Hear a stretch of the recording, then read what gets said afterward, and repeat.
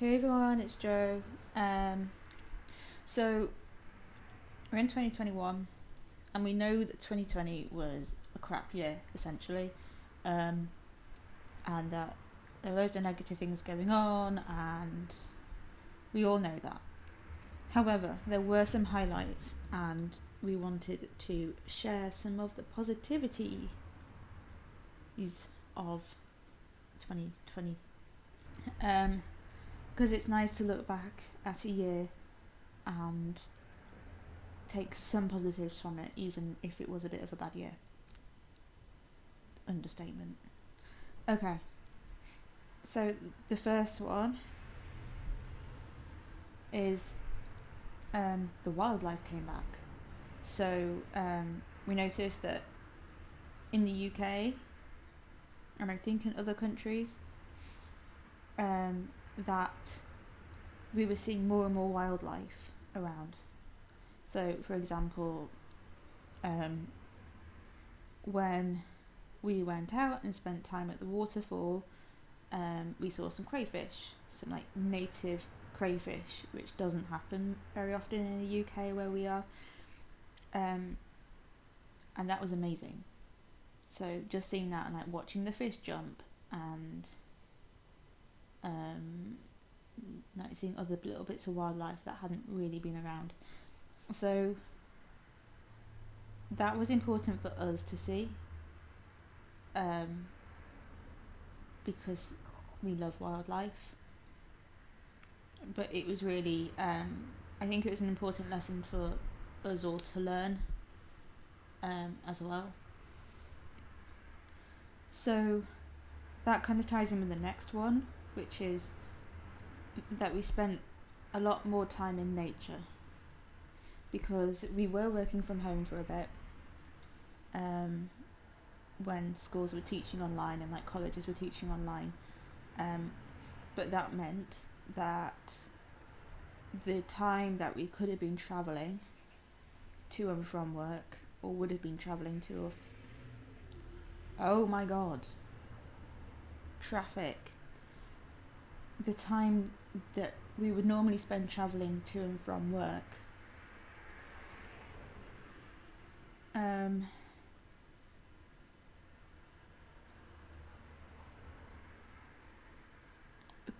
was spent in different ways, including going out for walks, because we were allowed in the UK to go out for a walk or a run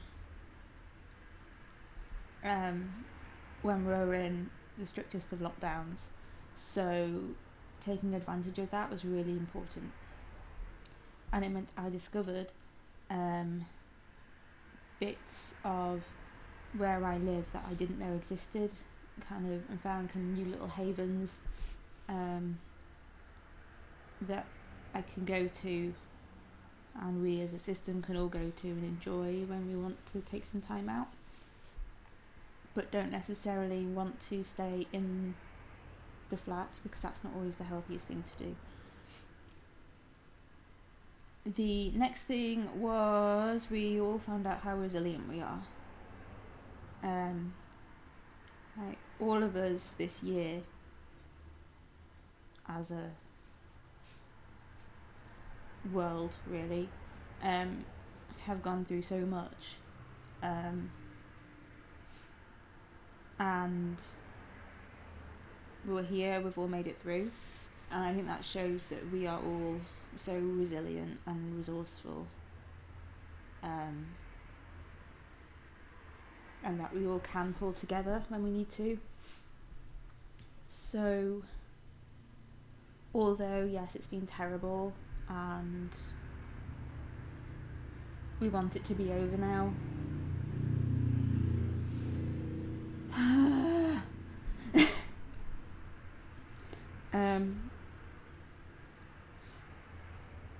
you know, we are here and we've made it out the other side of that year, and we can do it again. So as part of that, a lot of people, including ourselves, have learned new skills. Now, some people have learnt to crochet or to knit or to do sourdough. We were already doing all of that. However, when lockdown first happened, all the bread disappeared and all the flour disappeared, and it was to do with the packaging, not the actual. I think the flour itself was available, but only in the massive bags that bakeries get to do like commercial bread making. So what we ended up doing is we bought a manual flour mill and some grain, and we learnt how to mill our own flour. So we now have this very heavy, very sturdy contraption, which I will try to show you. This is our flour mill, and we've found it to be so therapeutic. Right. Like, milling our own flour is hard work, to say the least. You definitely get a workout with it. I think I'm trying to remember how much I did. I know there was one day when I was doing it for 8 hours, because I was trying to get it as fine as possible, which meant I had to put the grain through and then adjust it to make the grinding mechanism closer together so that I had finer particles coming out. So it took a while. I could have used an electric grinder. Unfortunately, the proper ones are really expensive. Like, we don't have the money to buy one of them. But we did get a mini thing that could be used for spices as well. The only problem was it overheated a little bit too much for the flour. And it was tiny. So you had to do many, many batches. So in the end, I gifted that to somebody who needed a spice grinder. And I went for the manual mill. Plus, we kind of like doing things in like a more hands-on way.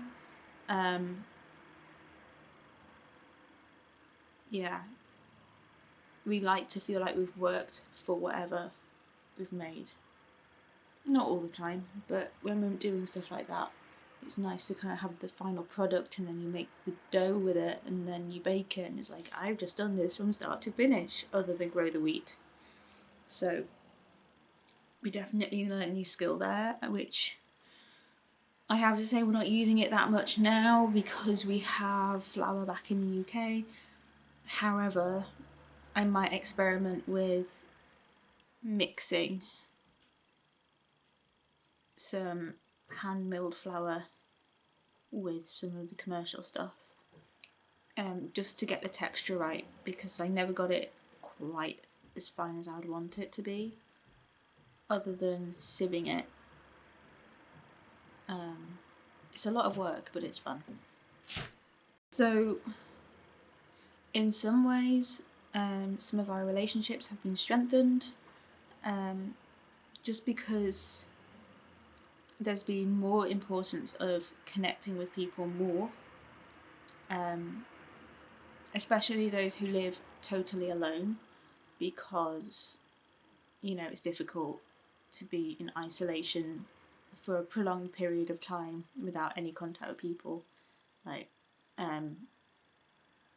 We're kind of a hermit, but at the same time we do need some kind of human contact. So we, through video calls that were more regular than they had been before with certain friendship groups, those friendships have been made stronger because we've made the... I was going to say we had the time. We did have the time, but we also made the time to talk to each other and do things together, play games together online, and just spend time. And I've done a couple of things where I've done kind of workouts with various people over video, which has been great. Big one is obviously this year we found out we're resistant.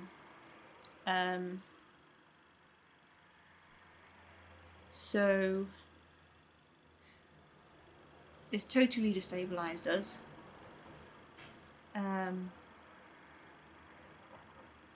Obviously, we worked through a lot of things and it was hairy in some points. But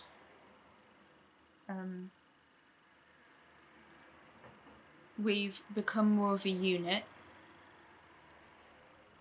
I personally worked through some stuff and now I'm much happier as a 17-year-old. Kat says that it turned their life totally upside down, which it did. Definitely did. It was hard seeing them go through that because they were struggling so much and we had so much pushback from them because they didn't want to accept that we were there. But once they, had some therapy and kind of talked it through with a therapist, they realised that we can be trusted and we're not there to hurt them, we're not there to destroy their life, we're not there to do any of the horrible things that they thought would happen. It's not all roses, some things happen and it's not great, and sometimes things did blow up in their face with persecutors, especially if they felt like they weren't being heard.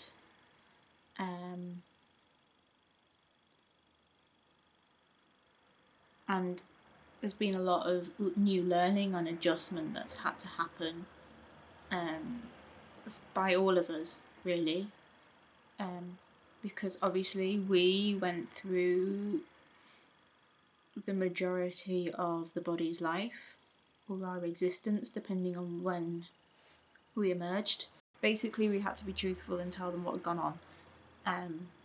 In the near, short, recent past, that one. Because we were so used to just kind of switching and blocking them out totally. Basically sneaking around behind their back. To protect them, not in a malicious way, just to protect them. And we've all had to learn to quit doing that.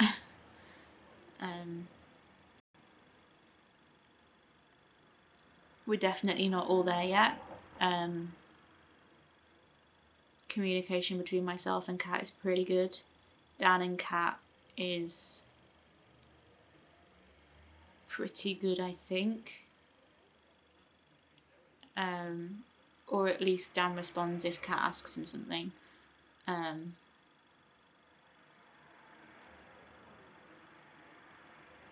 But yeah,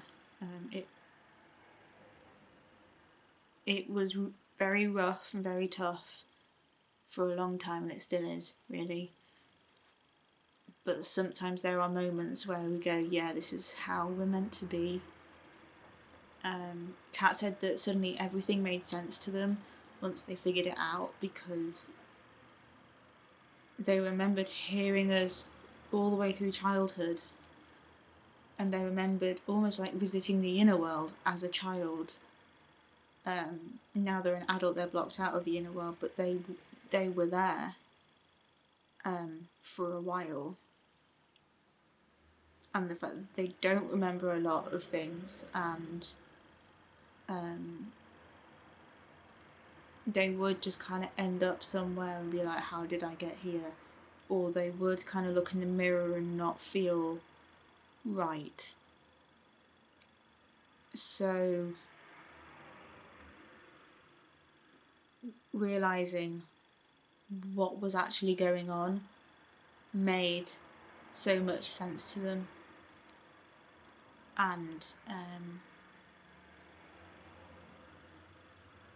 it's kind of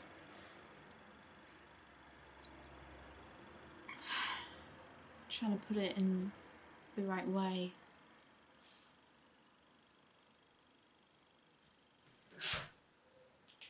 It explained a lot.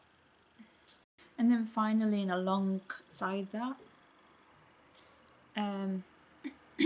we found other systems that we were talking to, either on Discord or Instagram or eventually YouTube. Like we found that community of like d.i.d, which meant that we then got the chance to actually speak to other systems, and as far as we know, we're not aware of any other systems around us at the minute, that we already knew. Obviously, it's a covert disorder, so we wouldn't necessarily know. But yeah, as far as we know, we haven't come across very many. But yeah, it was really lovely to talk to other systems about their own experiences, especially those more experienced than us. And we've also managed to talk to some that are less experienced than us and try to help them out. So those are our highlights of 2020. Let's hope for many, many more in 2021. It is currently the 2nd of January.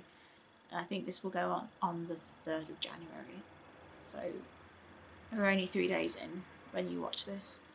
But let's hope that we have a better year. Take every day one step at a time. And we can do this together. Please feel free to leave any of your highlights in the comment section below. I'd really like to see some of the positives that you've had as well.